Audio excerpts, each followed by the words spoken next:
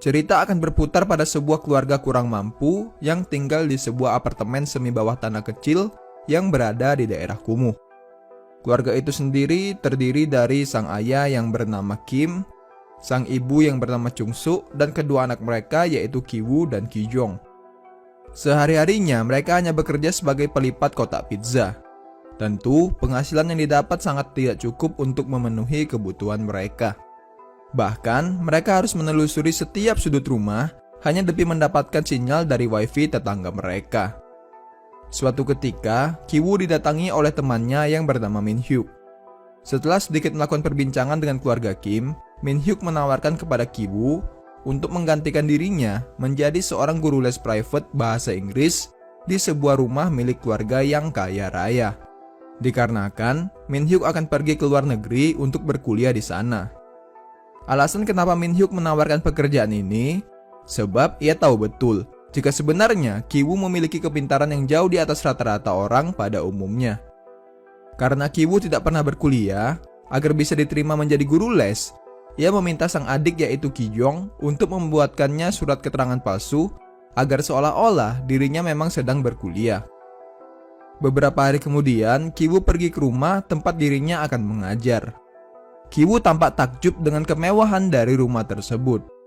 Di sini, ia disambut oleh seorang pembantu bernama Moon Gwang yang bekerja di rumah itu. Tak lama, sang pemilik rumah yang bernama Yu Jong datang menemui Ki Woo. Setelah sedikit berbicara, Yu Jong mengantarkan Ki Woo ke kamar putrinya yang bernama Dahye. 다혜가 이 시험 전체를 어떻게 치고 나가는가 실전은 기세야. Tak disangka, ternyata Ki Woo memiliki kemampuan yang sangat bagus dalam mengajar. Yu Jong pun sangat puas dengan kinerja dari Ki Woo sebagai guru les private dari putrinya. Di ruang tamu, Yu Jong sedikit menceritakan tentang putranya yang bernama Da Song. Meskipun Da Song merupakan anak yang nakal dan hiperaktif, tetapi ia memiliki bakat melukis yang cukup bagus.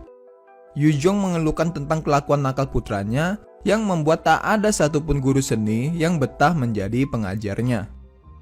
Dengan liciknya, Ki Woo memanfaatkan hal itu. Ia langsung merekomendasikan seorang kenalannya yang ia rasa memiliki kemampuan seni yang sangat bagus untuk menjadi guru les dari Da Song. Keesokan harinya, Ki Woo datang bersama dengan Ki Jong adiknya sendiri yang ternyata sudah ia arahkan untuk berpura-pura menjadi guru seni dari Da Song. Di sini, mereka berdua menyamar menjadi orang yang berbeda dan berpura-pura tidak saling mengenali satu sama lain. Di ruang tamu, Ki Woo pun mengenalkan Ki Jong kepada Yu Jong sang ibu. Diam-diam dari balik tangga, Dahye mendengarkan percakapan di antara mereka bertiga. Ketika Ki Woo masuk ke kamarnya untuk memberikan pelajaran, Dahye mengungkapkan rasa cemburunya terhadap Ki Jong. Ternyata, diam-diam Dahye memiliki perasaan kepada Ki Woo. Ki Woo pun menjelaskan jika mereka berdua tidak memiliki hubungan apapun. Di akhir pembicaraan, tiba-tiba Dahye menggenggam tangan Ki Woo. Lalu, Dahye dan Ki Woo pun melakukan percipokan duniawi. Di sisi lain, entah bagaimana caranya, hanya dalam waktu singkat Ki Jong bisa merubah Da Song yang tadinya anak nakal dan hiperaktif menjadi anak yang pendiam dan penurut. Tak hanya itu, hanya dalam pertemuan pertama, Ki Jong juga telah mengetahui kondisi psikologi dari Da Song. Tentu saja hal ini membuat Yu Jong sebagai sang ibu sangat kagum sekaligus terkesan dengan kemampuan yang Ki Jong miliki. Dengan senang hati, Yu Jong langsung meminta Ki Jong untuk menjadi guru les tetap putranya. Ketika suaminya yang bernama Park pulang ke rumah, Yu Jong pun memperkenalkannya kepada Ki Jong. Karena saat itu sudah larut malam, Park meminta supirnya untuk mengantarkan Ki Jong pulang. Di dalam mobil, Ki Jong dengan kejeniusannya mulai memainkan peran.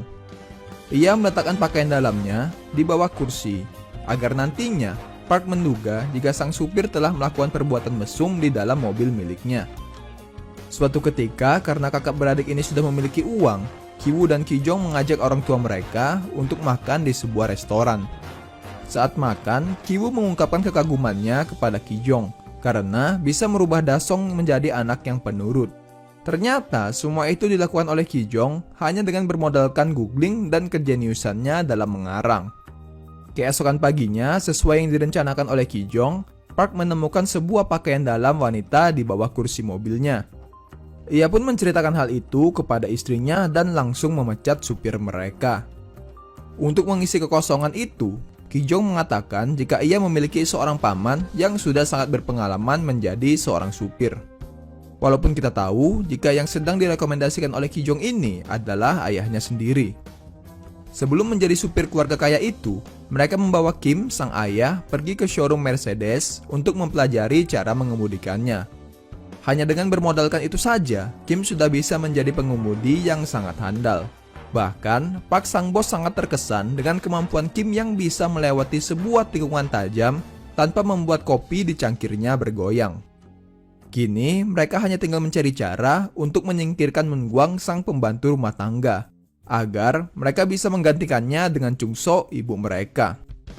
Moon-gwang sendiri merupakan pembantu rumah tangga dari pemilik rumah yang sebelumnya.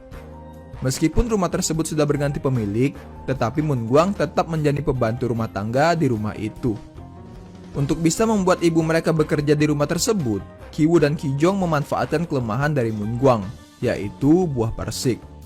Di mana Moon-gwang sendiri sangat alergi dengan serbuk dari buah persik. Lalu, Kim langsung memainkan perannya dengan melebih-lebihkan penyakit yang diderita oleh sang pembantu, agar Yoo-jong segera memecatnya. Rencana mereka untuk memfitnah sang pembantu pun berhasil. Kini, Moon-gwang telah dipecat dan digantikan oleh Chung-soo, ibu mereka. Sekarang, mereka berempat akhirnya berhasil masuk ke dalam rumah itu dengan tetap berakting berpura-pura menjadi orang lain dan tidak saling mengenali. Sebelum lanjut lebih jauh, saya akan kembali memperkenalkan para tokoh sentral yang terlibat di dalam cerita ini. Sebab, nama-nama karakter film Korea pasti agak sulit untuk diingat. Di keluarga Kim, ada Kim sang ayah yang berpura-pura menjadi seorang supir, Chung-soo sang ibu yang menjadi pembantu rumah tangga, Ki-jong guru les seni, dan Ki-woo guru les bahasa Inggris. Sedangkan di keluarga Park, ada Park sang ayah, Yoo-jong sang ibu, Da-hee putri mereka yang merupakan murid dari Ki-woo, dan Da-song putra mereka yang merupakan murid dari Ki-jong. Oke, lanjut. Suatu ketika, keluarga Park pergi berkemah untuk merayakan hari ulang tahun dari Da-song.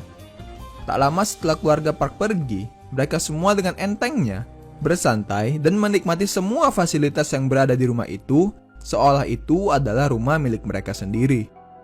Menjelang hari gelap, mereka berempat minum-minum dan mabuk-mabukan di ruang tamu. Ini keluarga Kim lakukan sebagai bentuk perayaan atas keberhasilan mereka memasuki rumah tersebut. Di sini, Ki-woo sedikit menceritakan tentang hubungannya dengan Da-hee. Oleh karena itu, mereka berhayal jika nantinya Ki-woo akan memiliki mertua yang begitu kaya raya. Kim mengungkapkan pendapatnya tentang keluarga Park yang sangat mudah ditipu, terutama Yoo-jong sang istri yang begitu baik sekaligus naif. Di tengah-tengah pembicaraan mereka, tiba-tiba bel rumah berbunyi. Mereka berempat pun begitu panik sekaligus ketakutan. Ternyata itu adalah Moon-gwang, yaitu pembantu rumah tangga yang sebelumnya.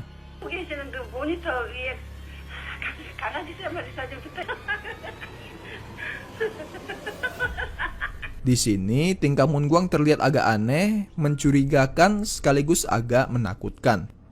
Tujuan kedatangan Moon-gwang adalah untuk mengambil barangnya yang tertinggal di dalam rumah tersebut. Kemudian mereka pun membiarkan Moon-gwang untuk masuk. 근데 밑에 뭘 놓고 가신 거예요? 같이 내려가 보시겠어요?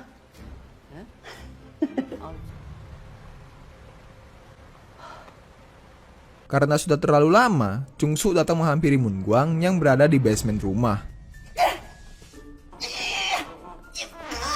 Betapa terkejutnya Chung-soo melihat Moon-gwang yang sedang mendorong sebuah lemari. Secara sembunyi-sembunyi, keluarga Kim mengikuti ibu mereka dari belakang. Yang tak diduga, ternyata di balik lemari itu terdapat sebuah ruangan rahasia. Moon-gwang langsung memasuki ruangan tersebut sambil memanggil-manggil seseorang. Tak lama, Chung-soo juga ikut masuk. Sesampainya di dalam, Moon-gwang langsung memberi makan suaminya yang bernama Gyung-si. Suaminya terlihat sedikit memiliki keterbelakangan mental. Selama ini, Moon-gwang masih sering bertukar pesan dengan Yoo-jong. Itu sebabnya Moon-gwang mengetahui jika pada hari itu, keluarga Park sedang tidak berada di rumah. Lalu Moon Gwang pun menceritakan semuanya. Sebelum keluarga Park membeli rumah itu, dulunya itu adalah rumah milik arsitek terkenal bernama Nam Gong, dan Moon Gwang merupakan pembantu rumah tangganya.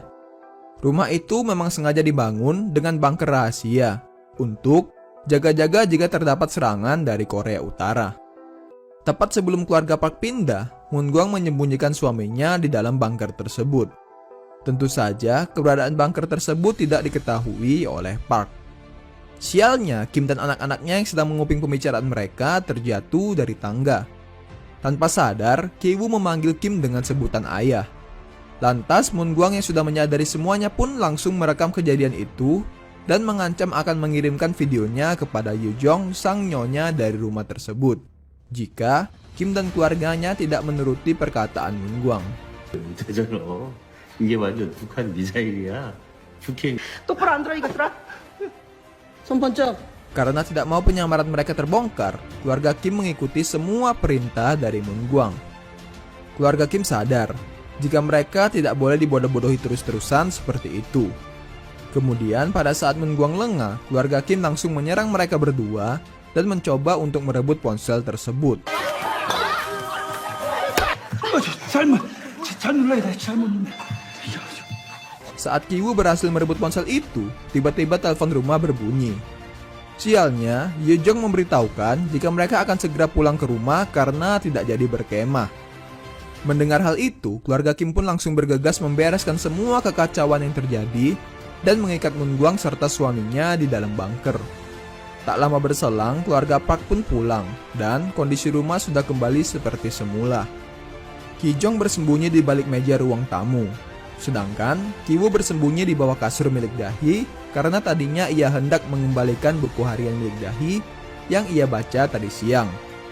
Sementara itu, Kim ayah mereka masih berada di dalam bunker sedang mengurus Moon Gwang dan suaminya. Di dapur, Chung Suk sedang melayani Yoo Jong seperti biasa seolah-olah tidak terjadi apapun. Lalu Yoo Jong menceritakan jika sewaktu dulu Da-song pernah melihat hantu di bagian dapur rumah mereka. Yang mana sebenarnya itu adalah Gyun-si, suami dari pembantu mereka yang ketika itu hendak mengambil makanan dari kulkas secara diam-diam. Dirasa situasi sudah aman, Ki-woo dan keluarganya mencoba untuk membawa Ki Jong yang masih berada di bawah meja ruang tamu. Tetapi tiba-tiba si kecil Da-song muncul yang membuat mereka bertiga harus kembali bersembunyi di bawah meja. Tak lama, Park dan istrinya mencoba untuk menyusul Da-song yang ternyata ingin membangun tenda di halaman rumah karena sebelumnya mereka telah gagal berkemah. Untuk mengawasi anak mereka, Park dan istrinya tidur di sofa ruang tamu yang berada tepat di samping keluarga Kim yang sedang bersembunyi. Di sini, Park mengeluhkan tentang aroma tidak sedap yang selalu dihirupnya ketika sedang berada di dekat Kim. Park dan istrinya yang terlihat sangat baik ternyata cukup memandang rendah masyarakat kalangan bawah. Hal ini membuat Kim yang tadinya sangat menghormati mereka berdua menjadi sakit hati. Park yang merasa sangge melakukan semi mantap-mantap dengan istrinya di atas sofa, yang teriakan kenikmatannya tentu saja terdengar oleh keluarga Kim. Hal ini membuat keluarga Kim merasa semakin tidak nyaman. Ketika Park dan istrinya sudah tertidur lelap, keluarga Kim langsung mencoba keluar dari meja itu. Namun sialnya, saat Kim sang ayah sedang merangkak kabur, tiba-tiba Da-song memanggil yang membuat Park dan istrinya terbangun. Kim pun langsung terdiam dan hanya bisa berharap jika mereka tidak mengetahui keberadaannya. Ketika Da-song kembali tidur, Kim pun berhasil kabur dari ruang tamu. Di tengah derasnya hujan, Ki-woo, Ki Jong, dan Kim langsung bergegas pergi dari rumah tersebut. Di sini terlihat sebuah pemandangan yang menarik, di mana ternyata rumah milik keluarga Park yang berada di kawasan elit ternyata berada di atas daratan yang cukup tinggi, sehingga membuat keluarga Kim menuruni tangga yang cukup jauh. Di sini, antar kawasan terdapat kesenjangan sosial yang cukup jauh antara masyarakat kurang mampu dengan masyarakat yang kaya raya. Sesampainya keluarga Kim di jalan masuk rumah mereka, ternyata di situ sudah terdapat banjir yang cukup tinggi.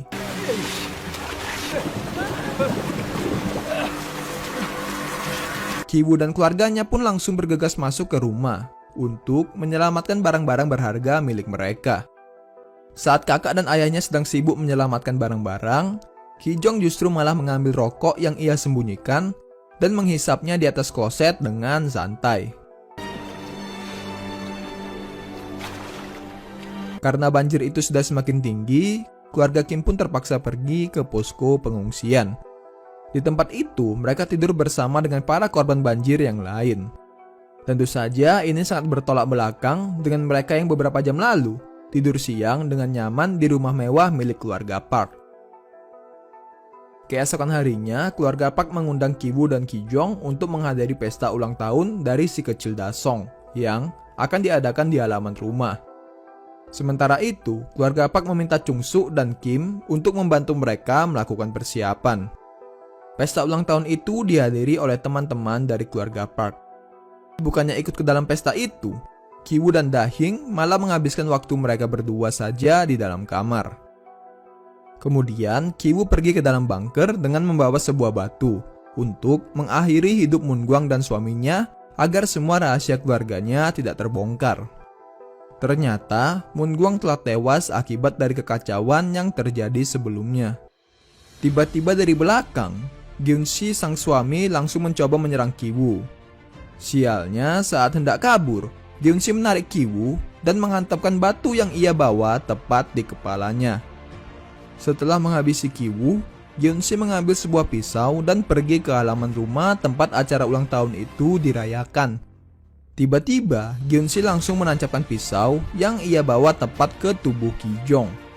Seketika tempat itu pun berubah menjadi kacau.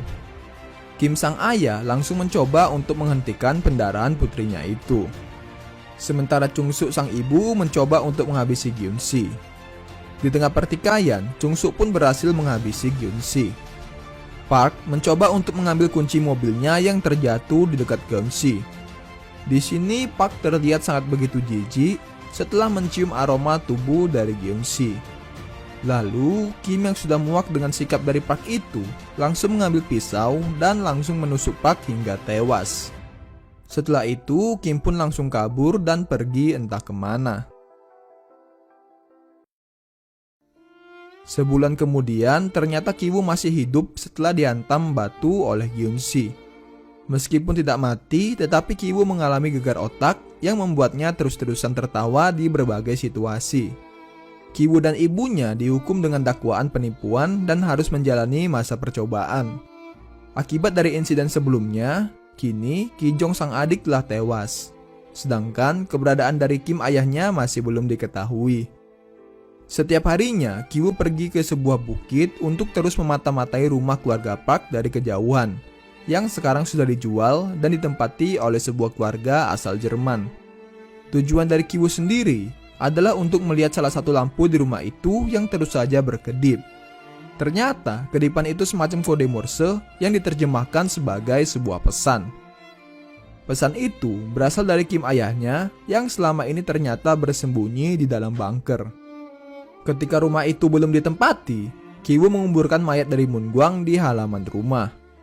Setiap malam, Kim keluar dari bunker, mempertaruhkan nyawa hanya untuk mengambil makanan dari kulkas secara diam-diam, demi bisa bertahan hidup. Setelah mengetahui semua itu, Ki-woo bertekad untuk bekerja keras agar mampu membeli rumah mewah tersebut dan menyelamatkan ayahnya. Di penghujung film, terlihat kini Ki-woo telah mendapatkan kesuksesannya dan berhasil membeli rumah tersebut. Kim sang ayah pun keluar dari bunker dan mereka pun saling berpelukan melepaskan rasa rindunya. Namun sayang, ternyata semua itu hanyalah hayalan belaka. Nyatanya, sekarang Ki-woo masih tinggal di rumah mereka yang sempit sekaligus kumuh. Lalu, film pun berakhir.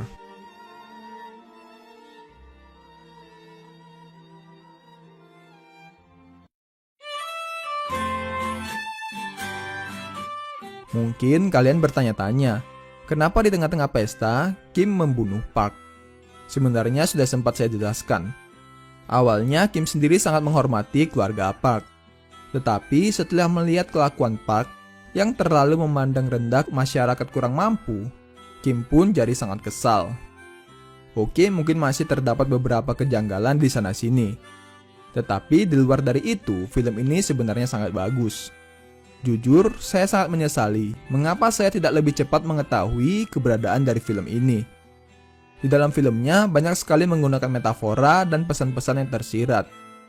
Lalu, entah wawasan saya tentang film kurang luas atau bagaimana, tetapi saya belum pernah menonton film dengan konsep cerita mengenai si kaya dan si miskin yang sebagus ini. Pesan yang bisa kita ambil dari film ini adalah, berjuanglah untuk hidup tanpa harus mematikan rezeki orang lain. Bila tak ingin rezeki kita juga dimatikan suatu saat nanti. Seperti yang dilakukan oleh keluarga Kim untuk menyingkirkan sang supir dan pembantu yang telah bekerja terlebih dahulu di rumah milik keluarga Park. Meskipun mereka telah menyelesaikan tujuannya untuk bisa memasuki rumah dari keluarga Park, tetapi itu hanya berlangsung sementara, karena pada akhirnya mereka kembali ditendang dari rumah itu dan kembali hidup di rumah kumuh. Oke, mungkin itu saja untuk pembahasan alur cerita film kita kali ini. Mohon maaf jika terdapat banyak kesalahan dalam proses penceritaan saya. Terima kasih telah menonton. Assalamualaikum warahmatullahi wabarakatuh.